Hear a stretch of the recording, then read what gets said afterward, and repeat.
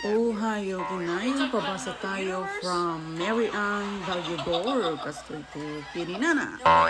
Taramnim gamin ta English mo ha ha ha, kininana, maybe ano. Sige. Imagine if Testing tayo I mga route. study well before. Labs, one of our followers said that I'm going to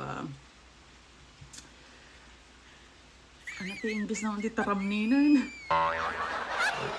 to speak fluently in English or speak good in English. Okay, from now on I need to blog English.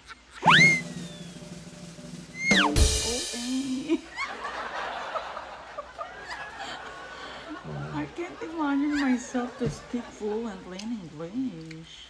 Why you speak English is fine, babe. It's fine, Yeah. but they want me to be slang. No need slang. Slang. Maybe from now on I don't need to put the ano trademark or what do you call it? Taram name. Taram name. Ano to English ti taram name? Taram name is to fix. Fix your English. Like that. Try to fix your English. Oh, yeah. Just try. Maybe we need to ano na lang. Just try. Try What's and wrong try. with your English? Nothing wrong, but Okay. they want me to, in English, not English carabao. No need. No need. As long as my husband understand me. That's it.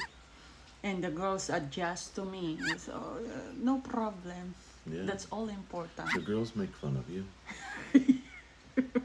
As always. They're always correcting my English. Yeah. Especially Kyla. Yeah. She's bad. She watches out for you. But she's bad to the point that, insulting my English. She don't insult you. Does she?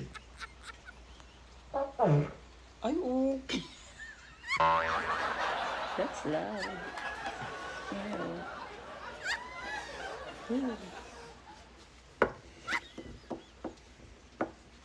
I gotta share it.